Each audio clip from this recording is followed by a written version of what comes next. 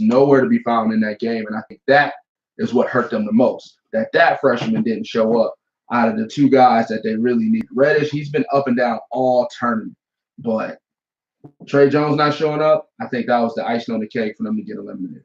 Yeah, the thing about that though is, what did I expect from Trey Jones? I didn't expect him to score.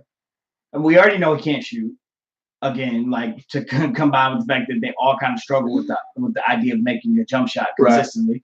Right. Cam Reddish, I get it. Everybody wanted him to be that third guy. Mm-hmm. Everybody kind of wanted him to be that Chris Bosh. Of the shooters. Yeah, he's the one that can shoot. Right.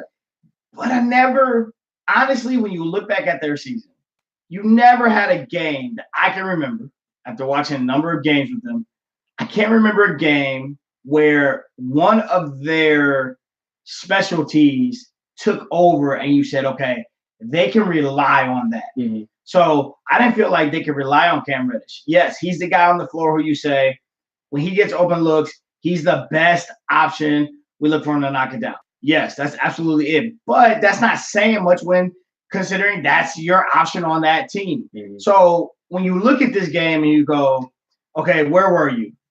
I didn't feel like he was really missing like that. I just felt like he is a chance to either impact it positively or impact it negatively.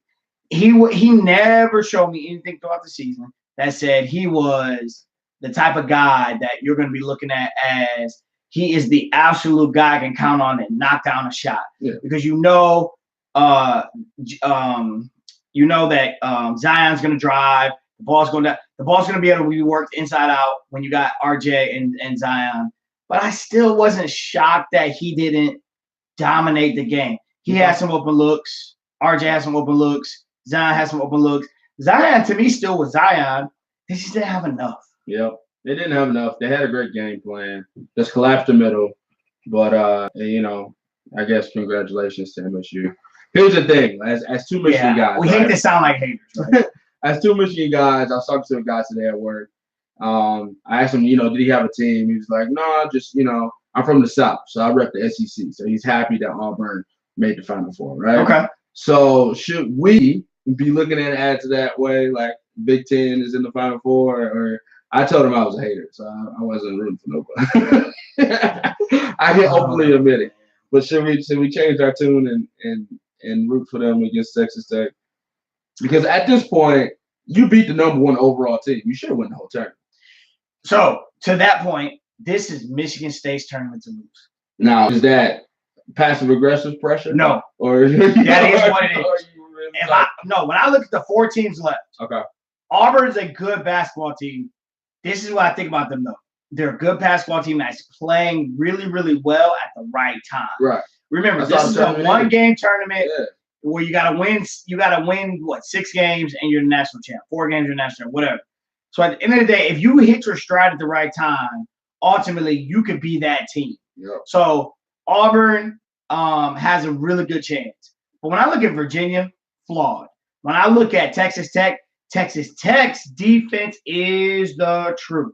It is real life, people. It is exceptional. It was the number 1 defense in the country. Michigan was the number 2 defense in the country. It's real deal defense. Michigan State has a job to do on Saturday night. However, I will say this. When I look at the 4 teams, I feel like with the pedigree, the experience, you have the best point guard. You may not have the best athlete. I think Texas Tech probably has the best athlete. But when I look at the 4 point guards, your sound effect could suggest that it's debatable. Yeah. But at the end of the day, you have a top-level college point guard. You have 2 bigs that can guard at any position. You got a shooter, and you got an athletic wing. With all that being said, you have the proper components to win. And to me, Michigan State is the best team left out of the 4. To me, they are now the favorite. They went from being the major underdog to Duke. And a lot of people didn't have Michigan State going this far because injuries. They only play 7 players a game. Yeah. They have a short bench. Yeah. So there were a lot of things about this team that said, okay, I can see them making a run, but maybe not as far because of the lack of depth. Tournament for the studs. They didn't have one. They don't really have that dog like that.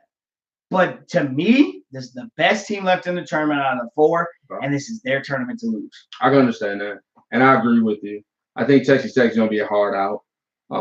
They're definitely going to earn it to get there. And between Auburn and Virginia, Virginia's defense has been smothering, and they're actually scoring basketball.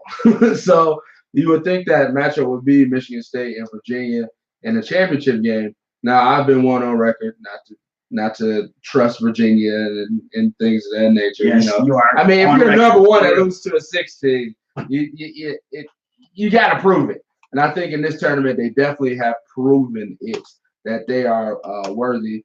And it's not to go overboard to say that, because even though they got in on the last second shot, most of these other teams have getting in on last second shot. It's probably one of the closest tournaments in a while. So Texas Tech, Michigan State, Auburn, all these teams won very close games to get to where they're at. So if I had to put my money on it, I would put my money on Michigan State versus Virginia. I wouldn't be mad at a Michigan State versus Auburn matchup, which I think would be a little more exciting. It would have a little more intrigue to it, because Auburn is a team that nobody saw coming. And I think this is total redemption for Bruce Pearl, because this guy, he was kicked out of Tennessee, and now he took over this team. Nobody thought could make it. Now, possibly have a chance to go to the championship game. So it's a lot of undertones, a lot of stories, a lot of things to be written about these final two teams going against each other. So if I had to put my money on it, I would go Michigan State, Virginia. If I want to go with what I want to see, I would go Michigan State versus Auburn. Yeah, so from the perspective of rooting interest, we're supposed to, it's just my opinion, some of you can agree with this or not, we're supposed to root Big Ten. We're in Big Ten country. We're supposed to root Big Ten. Is it very difficult? Absolutely. We're rooting for the Big Ten, and therefore we're rooting for a rival. And if you live in this state or you went to either school, you have a clear understanding of how hard it is to do that. When it comes to rooting for Michigan State or rooting for Ohio State, we are going to struggle. It doesn't matter what fan you are. If you're an Ohio State fan, Michigan State fan, or a Michigan fan, you're going to struggle. So at the end of the day, yes, should you root Big Ten? You should. You should. Outside of that, here's what are you going to root Big Ten? Here's what my rooting interest would like to see. I would like to see Michigan State, Virginia. That's what I would like to see in the Final Four, in the championship game on today. But I'm going to tell you, if I'm going to go ahead and make my pick, and let me be clear, this is not a pick based on my rivalry status. My pick is Texas Tech, Auburn. Reason being, Texas Tech's defense. They switch everything, and I think they have enough to hang with Michigan State. I think if you're able to defensively settle them, they are not an offensive juggernaut. And I think Texas Tech's defense can slow this team down and win this game. That's not a hater pick. My rooting interest, let me be clear. You have to preface it with that. I have, because I know what people are saying. I know what people think. My rooting interest is Big Ten. Right. I want to see Michigan State, Virginia come Monday night. My podcast pick is going to be Texas Tech, Auburn. I think Auburn's just extremely hot right now. And Texas Tech, their defense is just that good. Okay. So that's where I'm at. All right. Well, either way it goes, I won the bracket. All right. So let's. Wow. Yeah, I had to get one last one in, man. And I humbly accept this loss. I lost to a bracket that took no thought. This bracket was a bracket that you just literally said all the top seeds win. You didn't put any effort into your bracket. However, I accept my loss. It just happens sometimes. You know what I'm saying? Once every 10 years. I accept my loss. I lost. America. I lost. Look, I backed up. I prefaced my win with saying that you are the college Oh, thanks for patronizing. You are the college guru, You're the and guru I of beat college. and I beat you. That's what you're saying. And you just have to lose this time. That's okay. There's always next year. Yep. Thank you. All right, well, let's talk about professional sports. Let's move on to the NFL. Not a lot going through the NFL circles until we get to closer and closer to the draft. So as we get closer to the draft, certain tidbits and things are being thrown out there. But a story came out the last couple of days that I thought was interesting, and it involves one of your favorite teams, the Green Bay Packers.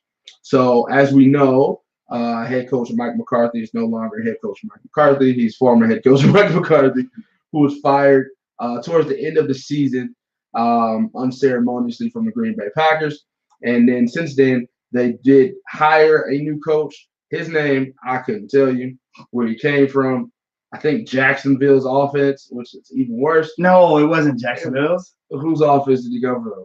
I thought it was Carolina. No, you don't even know. You don't even know. Yeah, that's true. Do we still have Aaron Rodgers? Absolutely. Still in it, as you hear from there. Absolutely. But it was funny because he put out a quote saying, it was challenging, but rewarding coaching Aaron Rodgers. Seeing a great quarterback and having the challenge of coaching a great Hall of Fame player, but challenging in the fact of you can always appease him on his options that he chose offensively. Seeing as head coach Mike McCarthy was the offensive coordinator and the head coach, he called the plays. So I think the undertone narrative of his comments were that Aaron Rodgers wanted play calls and schemes that didn't quite fit how they played football under his regime, or quite didn't have the personnel to execute Aaron Rodgers' plays. So from there, you gotta love the unnamed source, right? The unnamed source is right up there with any other credible witness. No, it's not. The unnamed source who said they were in the locker room, they were in the building during years of McCarthy and Rodgers, said that after private conversations with Aaron Rodgers would call Aaron McCarthy like a doofus behind his back, didn't understand offense, called the wrong plays in bad situations, and pretty much he thought he was smarter than the coach. So he had a lack of respect for him, maybe not in front of him, but behind his back.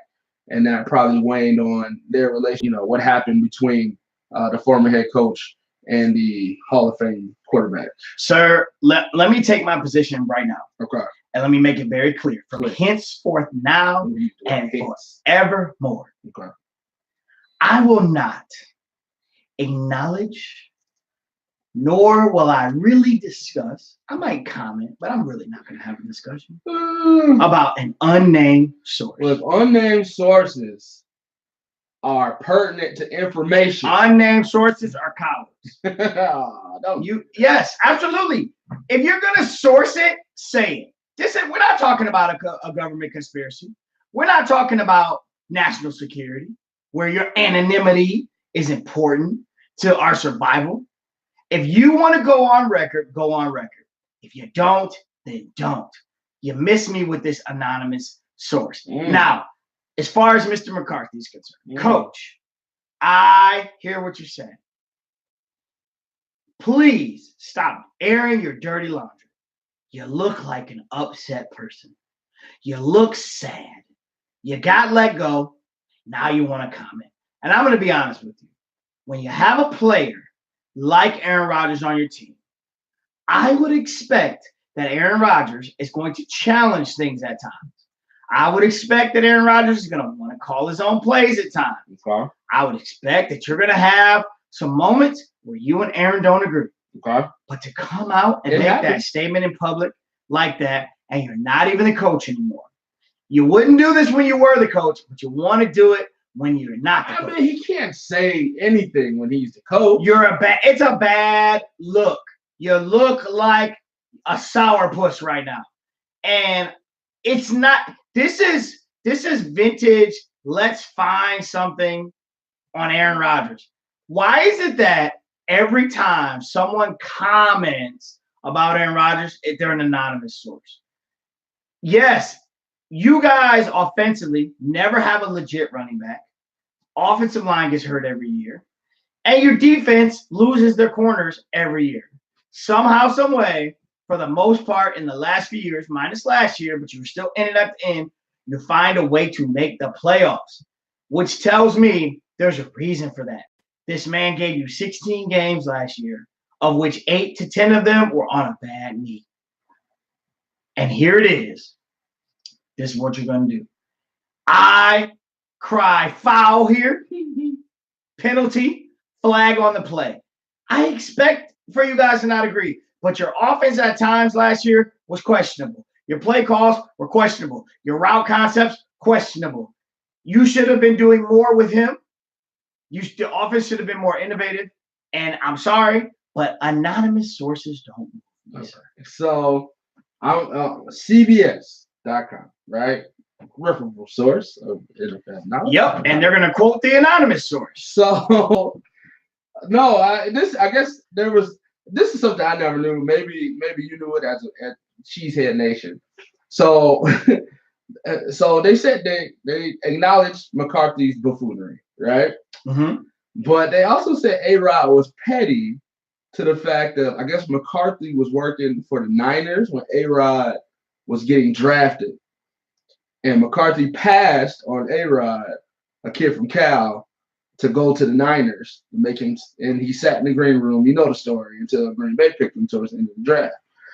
So when McCarthy became the Packers head coach, A-Rod didn't like him because he held a grudge in his heart that this man didn't pick him to become a 49er. And that started off their relationship on a sour note. It's like, that's real petty, bro. I mean, I don't even believe it. No, they look. I got quotes. You got quotes from who? From McCarthy, bro. McCarthy is a fired coach. You are no longer employed, right, and here you are. Now you want. We didn't hear about this at any time. No. Now we want to talk about it. So 1 year after the draft, McCarthy was hired as coach of Green Bay, which made it for a slightly awkward situation because Rodgers never forgave McCarthy the pass on him, according to former Packers running back Ryan Grant, who you know who he is. You know who he is. He didn't even get 1,000 yards. I need credible sources. Aaron's always had a chip on his shoulder, said with Mike, said Ryan Grant. The guy who ended up becoming your coach passed on you when he had a chance. Aaron was upset that Mike passed on him, that Mike actually verbally said Alex Smith was a better quarterback. In separate interviews over the years, both Rodgers and McCarthy have seemingly acknowledged that the 2005 draft might have hurt their relationship. In 2012 interview, Rodgers made it clear that he was humiliated by the way things unfolded on draft night. It's embarrassing, Rodgers said. You know, the whole world's watching, buzzing, blah, blah, blah. But it's people making jokes on you. It's embarrassing. What he went through was embarrassing. In a 2017 interview with ESPN, McCarthy said, recalling the 2006 hiring, said it was pretty clear that Rodgers was still mad at him for how the draft played out. He was mad at me, said McCarthy. I said, what? Well, what did I do? It was the first day of quarterback school. I said, hey, I'm sure you have some feelings on this. And that's why I always tried to stay above it.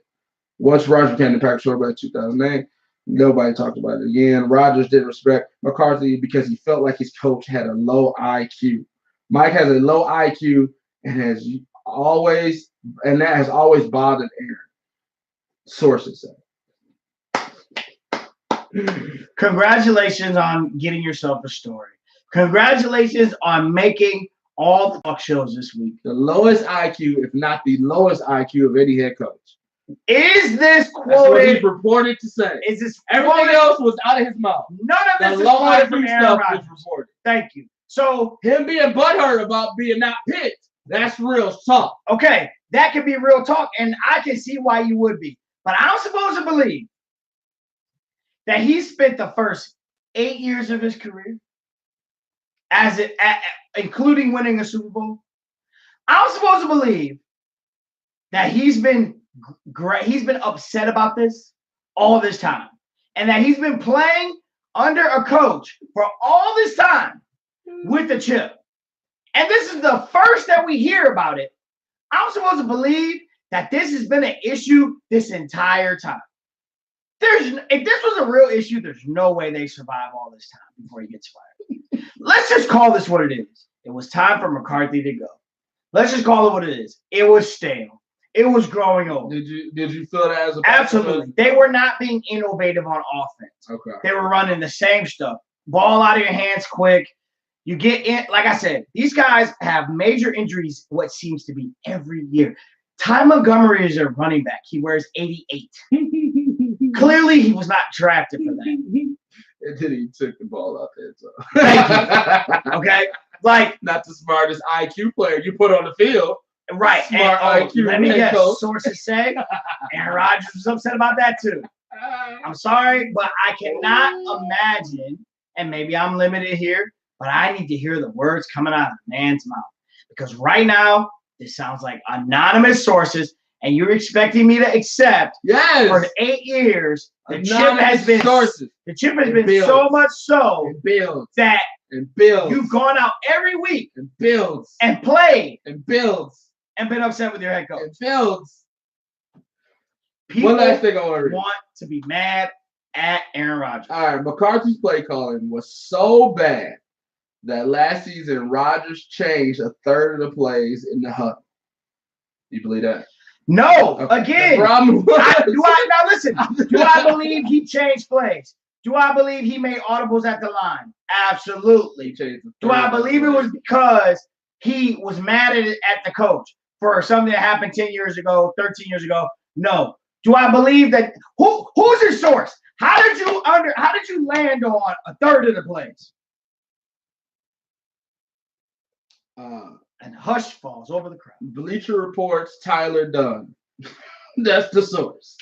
Okay, I don't know the cat. I'm just reading you what it says. All right, it says play calling was so bad. Rodgers changed the third of the plays in the huddle. The problem was that McCarthy kept calling the same plays he called for the 15-1 2011 Packers team, despite the personnel being totally different, as Dunn puts it. See, got a name on it.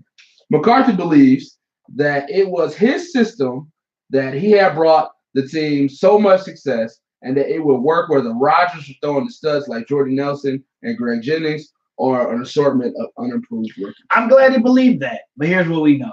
You got fired. You got fired. It did not work the way you believed it will. Okay. I don't buy it. Okay. 2000 what? 8. That was he was calling plays. When was he drafted? 2008, 2007? Something like that. I'm supposed to believe that 10 years this guy's been doing this? Come on. It's ridiculous. Do we want to bring up the fact that McCarthy was taking secret massages? Listen, we're not that show. Baseless information. We're not that show. I don't want that show. This to me is, hey, we need to find something on Aaron Rodgers. I think the media is extremely annoyed by the fact that Aaron's not your Tom Brady.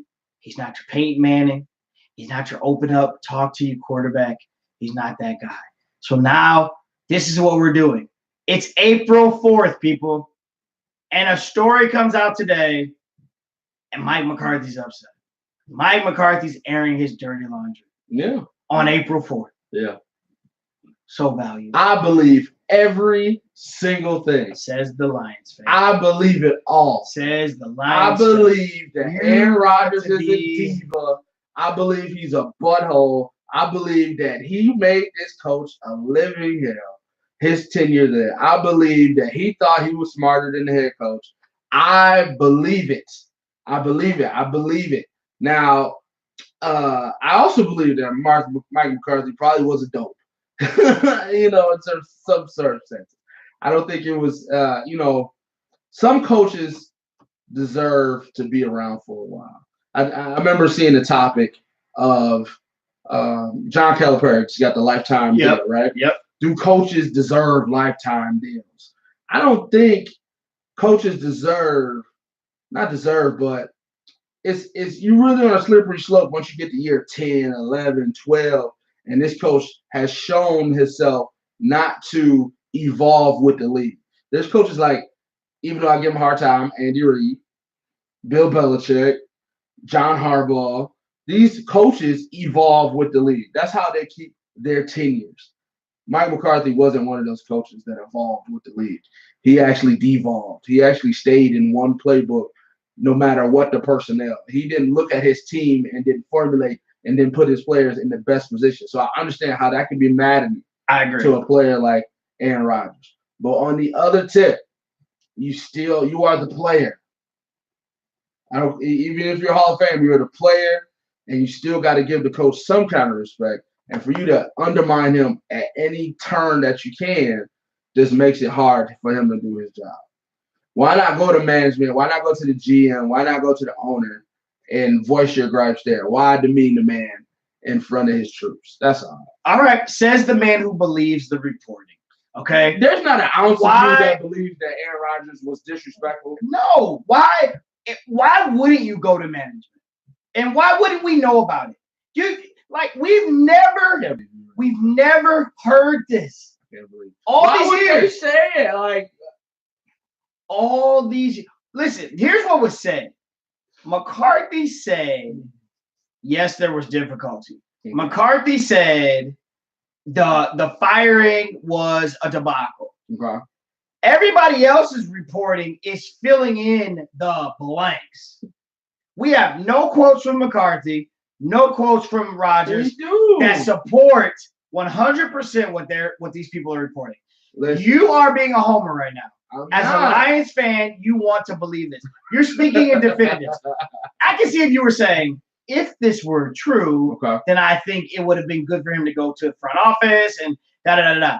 But you were saying he should have gone. So you believe it. Hey, you're entitled to your opinion. I just think it's interesting. They've been together for 8-9 years. And we've never heard this. We've seen consistency. Things come out after people get fired. That's what happens. After people get fired, it happens on feelings. Every level, it happens to every scenario. Things just tend to come out. And I don't understand why you choose not to believe it this time. I think it's very interesting. Because it's your team. Nope. You've never. Every other report that comes out. That's not true. Don't do that. Don't do that. I don't do that. You believe all the things that Antonio Brown was talking about? I never believed. No, I didn't. Roethlisberger and Tomlin. I was critical about Antonio. I was critical about Antonio. About him, but we still believed him. I believed some of what he was saying. All right. I was critical about Antonio. Just like the whole LeBron is the manager and the GM. He is. Okay. Again, I've always stood in a position of I don't speak in definitives because I have what people are saying and then what the news media is saying, and the media likes to write stories for clicks and all of those things. Okay. I don't believe there's no way they played all these years and this never came out. No front office talk. No turmoil. No one-on-one meeting. You don't have to promote your turmoil. So you don't promote it when you are together. Exactly. Why rock the boat if I'm there? Be professional, and if you're not gonna rock it when you're there, don't rock it. Okay. I don't believe it. We end on that. I believe in all. I believe in all the drama. Lions fan doesn't like the Packers. Wants to see the demise of Aaron Rodgers. My opinion. That's what it is. You have to admit that's what it's fueled by your passion for your team and your hatred for the team in Green Bay. It's the small part. And you want me to feel some type of way, and you want your pleasure would be for me to agree. I do want your pleasure would be to get me on tape saying my team has issues. Absolutely not. I want you to Cleveland. What?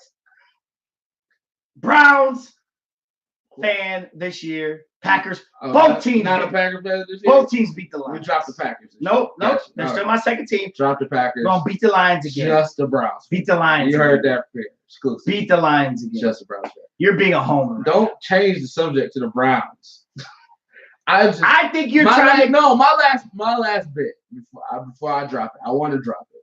My last bit is it's hard for me to believe that you don't believe some of it just a little bit. Like just allow yourself to believe it just a little bit. Like you think Aaron Rodgers is like choir boy number one to where he never got upset or said anything about his coach to a confidant behind his back to where somebody was saying now to where you wouldn't believe it, not one bit. No confidants are talking. I'm so you don't know who the source is. Exactly, I don't, and I'll say it again. I don't ride with anonymous sources. Here's what I believe about the story. I believe he had a chip on his shoulder. I believe he would have been upset. I believe he was embarrassed during that draft. You should have been. You were sitting in the green room and the camera was on you after every single pick. I'd be embarrassed in that moment. Do I believe that he then played 8, 7, 9, whatever, that many seasons with this chip on his shoulder to the point of blatant disrespect of his head coach? No, I don't. I believe it is more reasonable for him to go to management, for him to have a discussion with someone, and for this to have come out over the last 8 seasons, not after he gets fired. So you're saying after the Super Bowl, right? Yeah, you saying no, I'm saying that at some point, if this was this bad, the way it's being reported is that this dude changed a third of the place. Where we got that number from, I don't know. Who actually came to you, Mr. Source, and said, "Hey, listen, 1/3, 0.666667 of the plays, bro, were changed in the huddle." You know how many people are on a football team? Do you know how many people want? With that being said, how many people want a story? Do you know how many people want to put somebody in the ground because they don't like them, because they got a personal vendetta? Yeah, but I don't understand how you pick and choose who to believe. I pick and choose based off of the consistency of what I see. It is hard for me to believe. We coached this game. We played. We've been on teams. It is hard for me to believe that for a multiple number of years. Condense it down to the last couple years. Condense it down to we haven't made the playoffs. You're letting all my veteran guys go, and I'm not allowed to have an ounce of resentment towards the man who's calling the plays. Could he be upset? Absolutely. To this, could I don't believe his upsetness to somebody. I don't believe that the extreme of this reporting. Okay, is it unrealistic? I think that's a different question. Is it unrealistic? Thank you, sir. Is it unrealistic to think that he wasn't upset at times? No, it's not. Should he have been? Yes, he should. Should there have been frustration? Yes. Their offense at times was anemic. They could not run the ball, and sometimes they could barely throw it downfield, a la the New York Giants. Could he vent these frustrations to a teammate? Yes, he absolutely could. That teammate have told a reporter after he left the Packers? Is that? Are you asking me? Is that possible? Yes. Yes. Is that possible? Yes, but that's not But do I believe that that's what happened? No. Is it possible? What world are we in? I don't believe it. I don't believe it.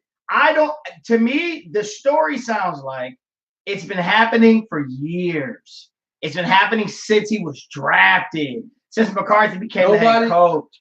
I don't believe that for that many years. Okay. There was this much drama. For the last 2 to 3 years. I believe for the last 2 to 3 years they had disagreements. Absolutely. I would expect nothing less. Okay. So I don't understand why we're debating it. We're debating it because the story, you're asking me, do I believe the magnitude of the story or do I believe that it's possible? Okay. The magnitude of the story is, did he hold some resentment in his heart once McCarthy Since he was drafted. I believe he did. I don't. He's a competitive guy. I don't. And his own teammate said so. I don't think he's that competitive to where he would do it in an effect of, that's my coach, number one. Number two, his teammate has no credibility with me. That is crazy. It's not Jordy. It's not Clay. Who cares who it is? He's the team. He plays with him. Absolutely. This dude You're only gonna believe from his best of friends. That dude wasn't even in the huddle for 66 for 1/3 of the time. His best of pals. No, I want to only talk to Aaron Rodgers' buddy. I want to hear from people who only are people in that the are huddle. Nice to Aaron. That guy's not even in the huddle 1/3 of the Come time. on, bro. Where are you getting your stats from? Come on now. What's his name again? Jeez. Say his name again. Ryan Grant. Right. He played running back for like 2 seasons. Okay, and so I'm supposed to say that this happened for 8 seasons because this we talked about it in 2 seasons. Bro, first of all, the only thing that was happening at the beginning was there was a hint of dislikeness because this man didn't pick him. Mike McCarthy said it himself. Which I think went away. While he was a Packers head coach. I totally believe you. I can understand that. Okay. I would hope that Aaron Rodgers wasn't that petty. Okay. To keep that going for as long. All right. The second layer is towards the end of his. That's not how the story's been reported. Towards the end, I'm just putting it in the vacuum for you. You're okay. Now you're putting it in. So you're changing the variables. I'm not changing the variables. Towards the end of his tenure, could Aaron Rodgers have been upset with the play calling and the management of the team and the offense with Mike McCarthy? Yes. Could he have voiced his opinions of disdain that this head coach is a dope to his teammates? Could he? Yes. Could said teammate now cut, now released, now retired, have talked to a reporter and said my unnamed source that this is what Aaron Rodgers said in there? I can believe that as well. I cannot believe it's Ryan Grant. Sorry. Could he have been upset? Absolutely. Could he have said it to somebody? You're Absolutely. choosing not to. I know. And I'm choosing to. So that's where we're at. We're going in circles. It's Ryan Grant. You want them to talk to his best friend. Could he have been because it's always. Why don't they go talk to his You have an anonymous. You have an anonymous source. Not fair. You have an anonymous source, and you have somebody who plays sparingly. He don't even like his own brother. So how do you think he's a good person? And that's his fault, right? Yeah. Right. What's that? Maybe it's his brother's fault. Maybe his brother did something. We don't know, right? So I'm not even going to comment on that. Like you're using it as ammo. I'm not, because we don't know the whole story. We only know because he's your quarterback. We only know what the media says. I got you, T.O. He's your quarterback. All right. So top 5, Tom. Top 5. Top 5. Your top 5. My top 5. Better be good. It's a good top 5. No, don't sell it. Let's go. It's a good. Let's go.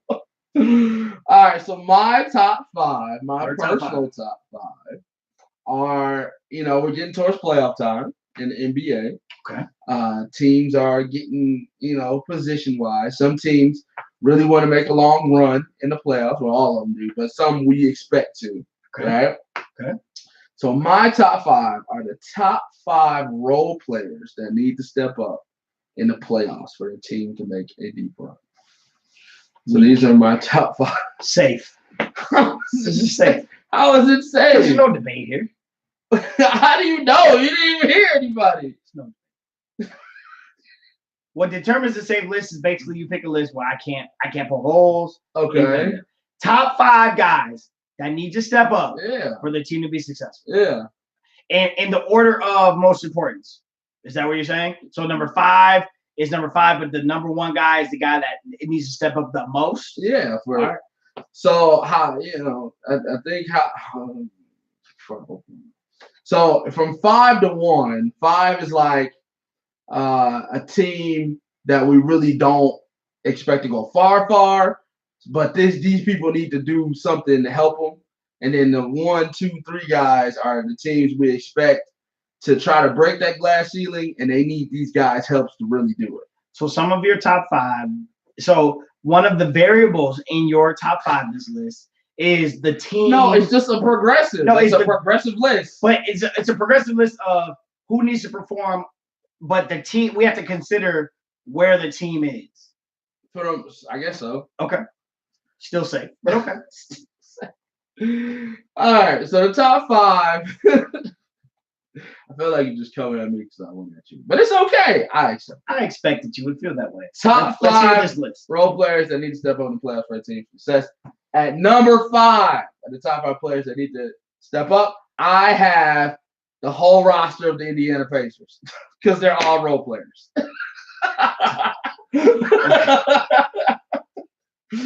And number 5, I have the whole team. You can't name me the starting 5 of the Indiana Pacers if you wanted to. Absolutely cannot. They're all role players. After Oladipo got hurt, nobody expected them to continue to stay in the playoffs. People expect them to at least drop down a lot lower, maybe 7, 8 seed. Right now, they're sitting at a strong 5 seed, slated to play Boston. The playoff starter right now.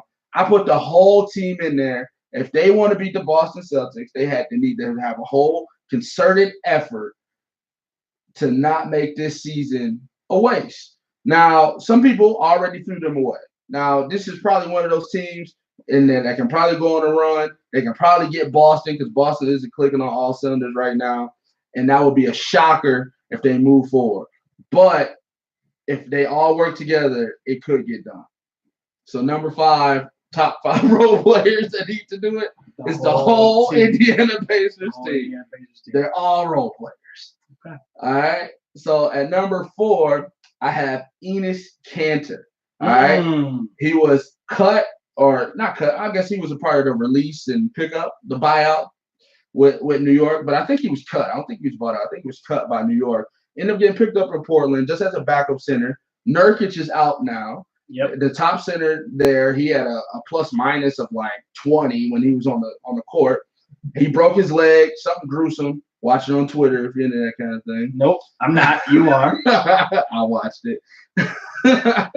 His leg like snapped. Why? Like why do you have to use accordion? Why does like crack? It like bent the wrong way. So, but Kanter has stepped up now into center role. The last thing you want Portland is just to have another abysmal playoff run. This is a team that was a perennial 7 AC, always getting beat by the Warriors. Last year, they were the top seed, got beat by the Pelicans. This team just can't get right, and they refuse to blow it up.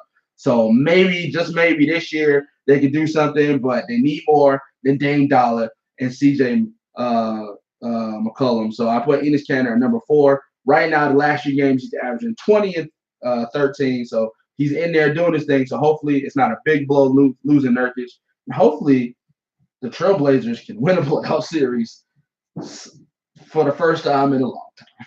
Yeah, I'll reserve my opinion on that until next week when we make our picks. Right now, they're sitting at the 4 seed, slated to play the Jazz if everything stopped right now, which will probably be a tough out.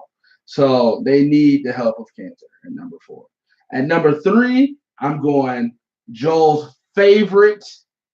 Oh, he might be your second favorite. Boston Celtic. I don't have a second favorite Boston Celtic. Who's your favorite Boston Celtic? It'd be Kyrie. No, you're the ones you like to bag on. Oh, the ones I like to bag on. Yeah. Then we're gonna talk about Scary Terry and Marcus Smart. Marcus Smart. Absolutely. Probably, if you line up all the Eastern Conference, probably even Western Conference, starting shooting guards, Marcus Smart would probably be the worst one on there. Marcus Smart is the starting shooting guard for the Boston Celtics. He averages 9 points and 4 assists a game, right? This guy is a all hustle heart player. He's their Draymond. He's their just excitement player who probably doesn't deserve the minutes that he's getting. Probably should be Jaylen Brown that's starting, but for some reason this guy is in there every day as starting shooting guard, averaging 9 points. Now this guy needs to step up because as constructed, they're a mess, right? They don't know who to give minutes to between Tatum. Playing well lately. Yeah, but they don't know who to give minutes to between Tatum and Hayward. Hayward and Kyrie had a good game the other game. So does that mean Tatum falls back? Between the whole dichotomy of who scores the ball, I think Smart does a great job in this to help them propel because he's a guy that doesn't need the ball. Just do the intricate things that you do. Don't hurt the team. Help the team. Don't do too much, but do enough to help these guys to where they can figure out the offensive side. You do your hustle and defensive side because they're going to need you if they're going to get past the Pacers and then the 76ers and then possibly the Bucks to get to the finals. So a pick that a lot of people would have picked, Boston early on, is struggling right now. So that's a guy who playing better lately. Who I picked Acknowledge them it, please. I mean, okay, they're playing better lately. Okay, just I don't understand what that means though. a lot of reports are that they got it together. Everybody's bought in. And then they get blown up by 20 one day, and then Has happened. as soon as it happened in Texas. And number 2, I'm going to Denver Nuggets. I'm going Gary Harris. Talk about Michigan State guys. Gary Harris, a Michigan State guy. He's the 3rd leading scorer on this team. He's a role player on this team, but a big impactor. He's also 3rd in steals in this game. On this team, you know about the Joker.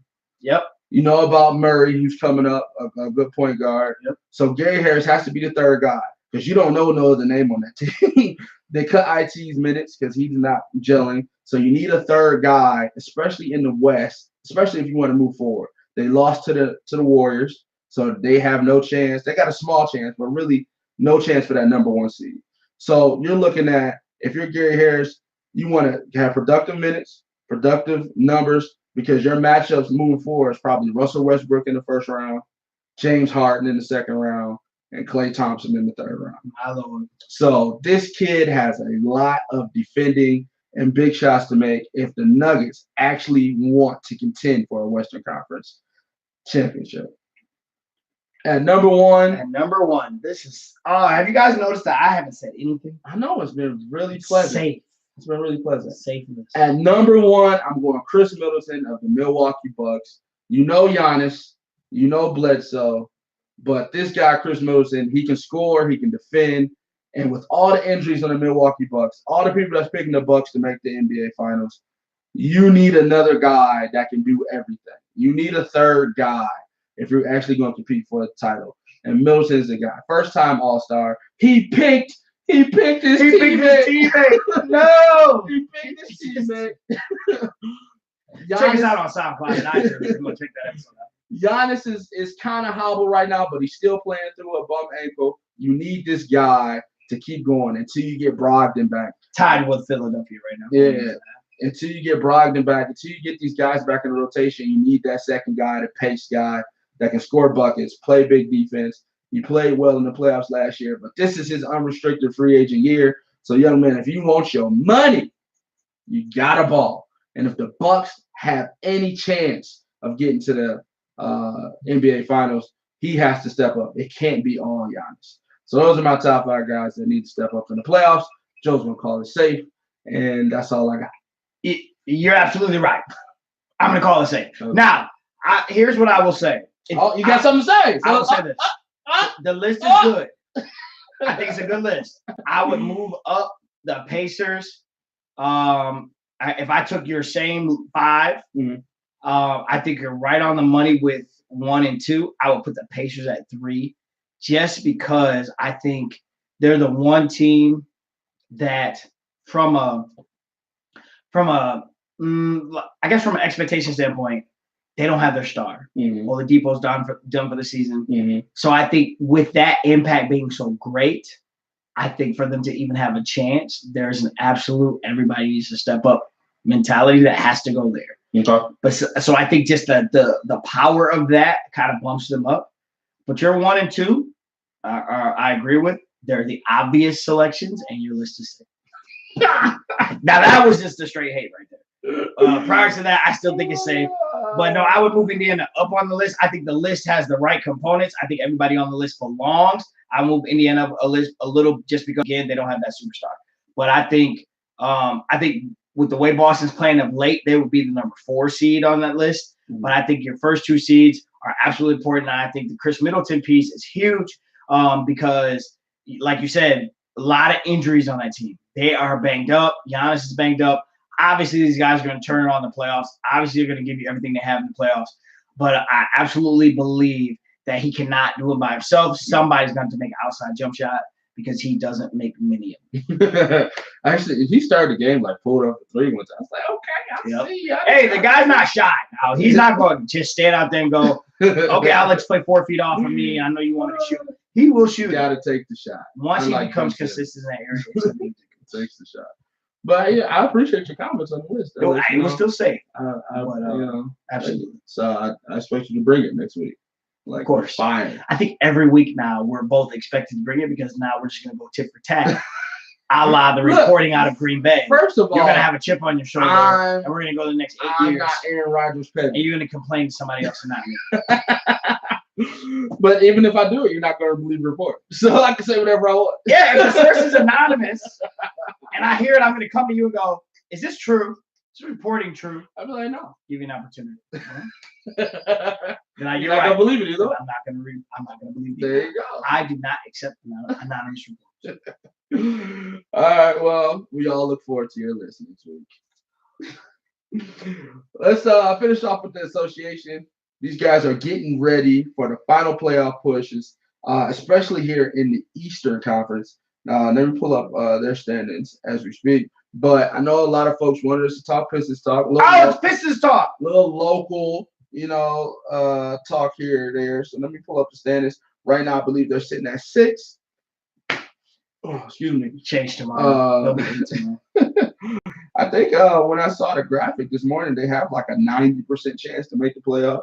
So you ought to at 6 with like 6 games remaining. You would think so, right? You would think so. It's the East. They're all jumbled on top. And fans around here should be excited, right? You guys are in the bottom of the East. You made the playoffs. You're going to knock out the first round. I think, but here's the thing, though. Isn't it a pat on the back for progression for missing the playoffs the last, I don't know how many years, 4 or 5 years? Isn't it progression to go from dismal to with pretty much the same roster to go to 6? Sure. Sure. Here's a man who rests on his laurels. He's just used to greatness, ladies and gentlemen. He's used to 9 straight Eastern Conference championships. No, I just don't believe in being the bottom feeders. But what else? Okay, so you expect them to go from 10th, 9th, 11th to 1st in one season? I know, I don't. I expect them to make an attempt to build a good team to get you to where you want to go. You don't think going from I'm not happy 6 is building? No. I think it's. So where was your expectations? I didn't. I expected them to be in the bottom half. I expected them to be where they are when we came into the season because the East has the top. It's top heavy. So it's top heavy. They're the teams that are up there in 1 through 5. I expected them to be there, and 6 through 8, 6, 7, and 8 are just positions that people are grabbing for. Again, I struggle. Listen, my team was horrible this year. Do you think I would have been happy if they had been an 8 seed in the playoffs this year? No, because you drafted. Exactly. So for you, it's suck or it's either try. Be good or suck. I didn't say don't try. You're professional. Your team isn't trying at all. Either be good or suck. I'm not excited about you being a 7 seed, but I'm not excited about you being an 8 seed. Sorry. It has to say something about progression, right? It's pretty much the same roster. You changed your coach. The coach added his philosophy, and that moved you up 5 spots from where you ended up last year. That has to say something about a brighter future moving forward. You don't expect the team to go from 10th, 11th to 2nd, 3rd, or 4th, do you? Congratulations. I will be happy for you as your team has done that for you. No, I'm asking a question. No, listen. Here's what to you is something to pat themselves on the back for? Because trust me, your team might not get another perennial great Mount Rushmore player again. So you have to think about the Cavaliers moving forward from them being bottom feeders and them making the 6th seed next year. To you, that's not worth anything? Correct. It's not. So what is worth it then? Hey, listen. Okay. So, is it worth it? Sure. Let's make it work. Here's my thing. I struggle. This is just, hey, listen, I'm entitled to my opinion. I feel like I'm being judged in the time. No, I'm entitled. I just want to know your definition. My opinion here is very simple. As a fan, it does not excite me for you to be a perennial 6, 7, or 8 seed every year. Okay. It does not excite me for coming into the season going, man, you know what? We're not picked to win anything, but gosh darn, I hope we make the playoffs. Okay. That's just not me as a fan. Okay. That's not how I approach it. You're excited Pistons fans, not you. This is not even because you're not a Pistons fan. There's an excitement because, yay, we made the playoffs. And I'm here to say, whoop-de-freaking-do. You made the playoffs. So what? You have no chance. Congratulations. But me personally, it does not excite me in my team every year. I do not look forward to being a 6th, 7th, or 8th seed. I don't. Well, I don't. I'm waiting to build in the draft. I didn't expect anything. My expectations were nil this year. right. I'm waiting to build in the draft. Okay. If the building in the draft produces a 7th seed next year, that's not going to excite me. Okay. I'm not going to jump for joy. I'm going to watch the playoffs. Am I going to root that my team wins? I always root for my team. So why are you mad that Pistons fans root for their team? First of all, who said I was mad? Okay. Why are you dogging them? Because I think it's a waste. You just said you was gonna root for your team if they made the 6th seed. But I'm it's not. a waste for you to root for them too. I'm gonna root for them to be if they make the playoffs. I'm rooting for you to be successful. I'm not dogging them for rooting for the team to be successful. Yes, you are. I'm dogging. What do you freaking do? No. Let's rewind the tape. I'm dogging them for the fact that you are hyping up your team as a 6th seed, a 7th seed, or 8th seed. I had a guy tell me they were going to win the East. Is that your pool of Pistons fans? This one person, and that's what makes you go off on tirades? No. Actually, my pool of Pistons fans that gets me to this place are the ones that say you should talk more about the Pistons. Why? Because they're a 7th seed. Why? Because they're a 6th seed. No, because you're local. Okay. Congratulations, Pistons fans. I'm the local guy that you love to hate. I'm like Mike on 97.1 when he talks about Michigan and he's a Michigan State guy all the way and everybody kind of loves to hate him. I'm that guy. I'm not. Congratulations. You are a 7th seed. You get to lose in the first round.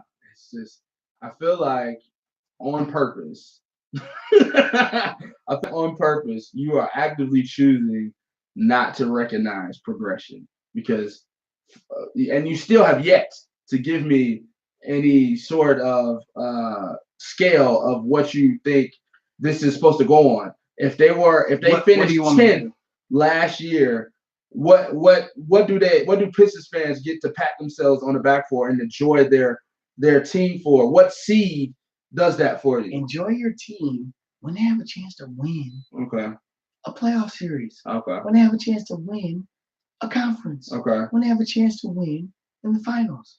That's when you should enjoy your team. Okay. But until then, don't come to me begging for airtime for the Pistons when you're about to be a 7th seed. An 8th seed. I think that is unfavorable.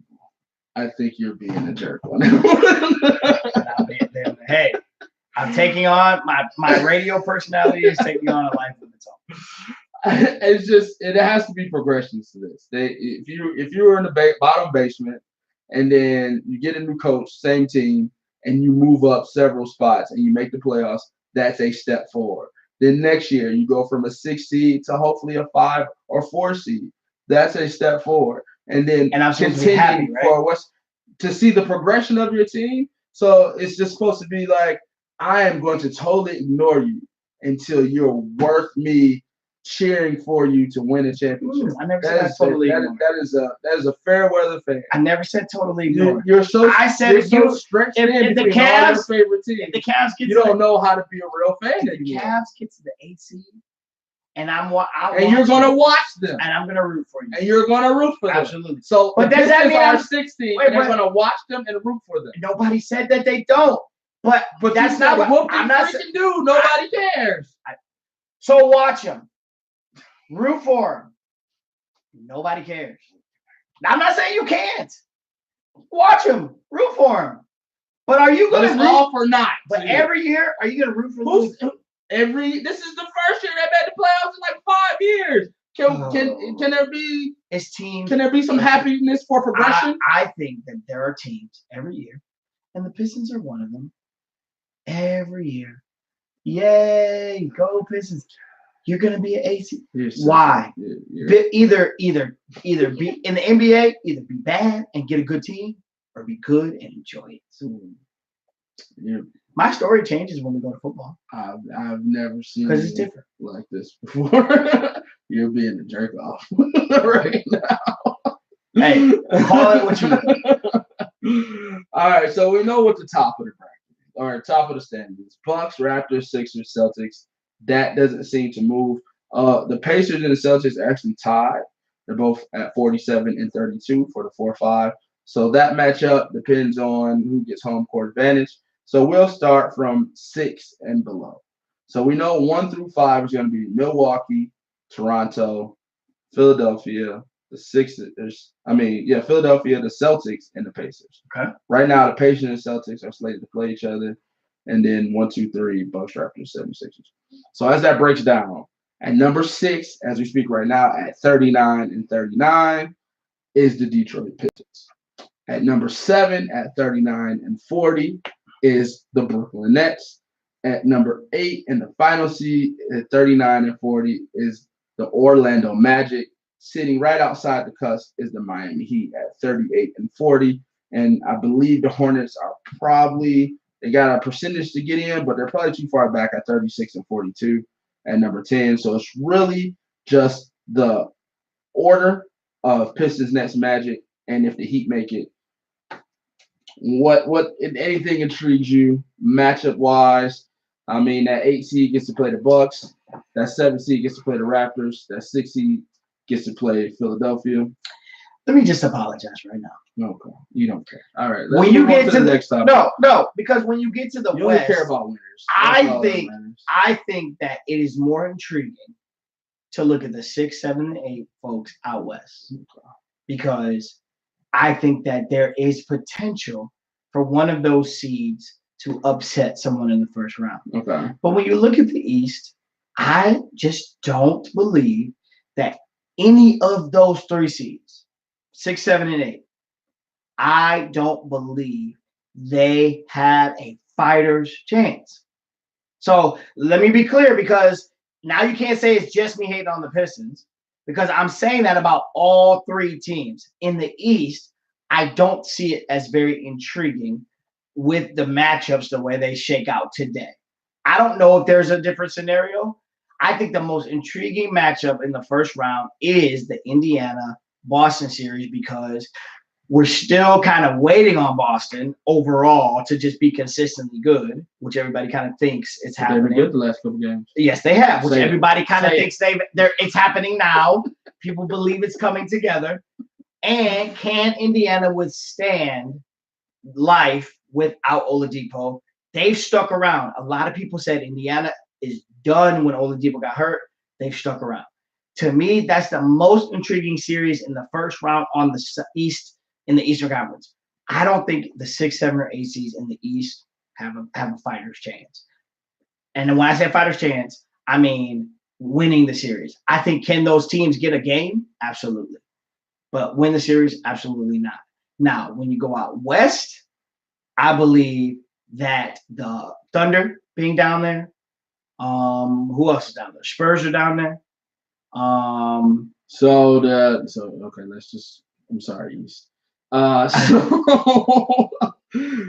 1 through 4, Warriors, Nuggets, Rockets, Blazers. 4, the 5-6 matchup, or the 5 is the Jazz, so the 4-5 would be Jazz, Blazers. Okay. All right, so right now as it speaks, the 6-3 would be Rockets, Clippers, who the Rockets just destroyed last night. Okay. The 2-7 would be Thunder, Nuggets. Okay. And the 1-8 would be Warriors, Spurs. So the way that looks today, there's intrigue there, because I feel like the 6 and the 7 seeds can win in the first round. We're not sure about Denver. They've been consistent. Yes, they've done well in the regular season. Got to see them at playoff time. So you're giving the Clippers the chance to beat the Rockets? They're the 6th. No. Rockets are going to win that series. Right now, you're just saying it's basically just the 7. The 7 and the 8. No, the 7 seed. Yes, I think the 7 seed has a chance to knock. Is a good round. I think Thunder Nuggets is a good knockoff. I think Thunder have a good chance, and I think that 4-5 is still interesting out west. But I think if you want to talk lower half intrigue, the West is a little more intriguing than the East. Okay. Well, I'm gonna give a little love to the Brooklyn Nets, because I feel like if the Nets get a matchup with the 76ers, it'll be a nice series. You know what? I apologize. You're right. They've been playing really, really well. Yeah. And He's got a brutal schedule. And they've been progressing. Mm-hmm. Oh, yeah. You love progression. No, I think that would be an interesting series. No, you're right. That'll be an interesting series. Dinwiddie and who's the other guard? D'Angelo. Yeah. Oh, absolutely. I think Caris LeVert. I think that's a good team. Guy with the afro that Yep. blocks. It's gonna be fun. Legends. Yes, I agree with you. That'll be interesting to watch. All right. Well, we're at like a minute 20 right now. You still want to, or hour 20. You still want to dive into the last topic, or you want to save that for later? What were we wrapping with? We're just going to talk about the Lakers and what they need to do for the offseason to be better, or we can save that. We can save that. We'll save that as a teaser. Yeah. That'll be a teaser. We'll talk about that next week. That we throw out for next week. Because they'll still be talking about it next week. So make sure that you lock that down so you can be a part of that discussion. And we want you in that discussion. So as you listen right now, before you press in, before you end your workout, before you pull the aux cord, before you go into work, go on our YouTube. Make sure you subscribe and trigger that bell. Go onto our iTunes on the podcast app. Make sure you subscribe. Go onto the SoundCloud. Make sure you subscribe. You can comment live on that. Go onto our Facebook. Make sure you follow us so you can be updated on all our updates, because now we're not tied down to a set time. We're not tied down to a set day. We will let you know on our social media when we plan on going live in ample time so you can be in front of the computer so you can watch your sports show's favorite sports show. And then make sure you follow us on Instagram so you can be a part of our polls that say who's better than who. And please just be a part of the poll. Don't just look at the Snapchat. Don't just look at the just vote at our IG story. at the story. Just vote. Vote, please. Vote. It helps us out. We want to see progression. Hashtag progression. Hashtag progression. Name the episode. Any final notes newsworthy? Are we here? Do you think we'll go up before the championship game? Championship game is Monday. We could go live on Monday before the game. Maybe not. So we'll figure that out. So you might see us before Monday. Who are you picking to get to the championship game? I picked Michigan State and Auburn. Michigan State, Auburn. Like I said, my rooting interest, I like to see Michigan State, Virginia. But I think I'm going to go ahead. My pick is Texas Tech, Auburn. Okay, I'm with you on that. So I think this is good. I think the semifinal game between Michigan State and Texas Tech is going to be really, really good. That might be better than the championship. It might be. From a defensive perspective, I think those are the two best teams left in the tournament. I think this is Michigan State. Oh yeah, they've consistently. Man, Texas Tech, they're ridiculous. It's gonna be fun. It's gonna be fun. So I have nothing else. Just don't double the ball like Michigan did. Right. Jesus, they doubled them every time, and they made the pass every time for a button. You had to make that. You had to bring that back. No, that was painful. Appreciate everybody joining us tonight in our live feed from our new locale. You can catch us here normally on every Thursday, but as you can see and as you've heard, we can make that change at any time. So we'll let you know when we go live. Appreciate you joining us in our live feed. Make sure you share the live feed. Make sure you click the like button. Make sure you subscribe. Go to our Facebook page. Go on our YouTube page, Academy Sports Show. Click the like, click the subscribe, so that way you know when we're going live. Yep. And definitely, we appreciate our sponsors here at Academy Sports Podcast. Shout out to Bonds Plumbing, both licensed and assured. Bonds Plumbing provides top quality services at great prices, whether it's just getting up to cold, waterproof, and just daily home services. You want to call the man at 313-304-7786. Check out bondsplumbing.com.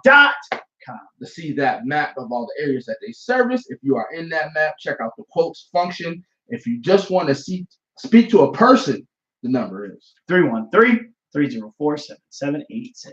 And tell the guys at the Academy Sports Show sent you, and he'll say, man, those guys over there are the real MVP.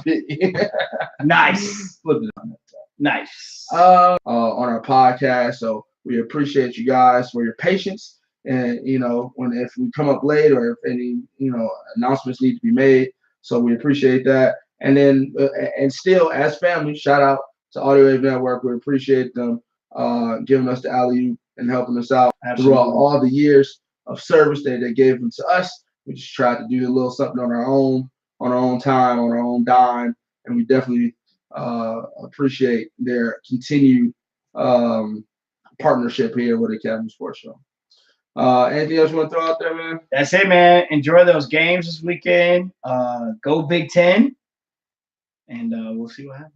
All right. On behalf of myself, Andre Douglas, Joel Williams. Peace. Have a good week. This has been the Academy Sports Show live from Joel's office.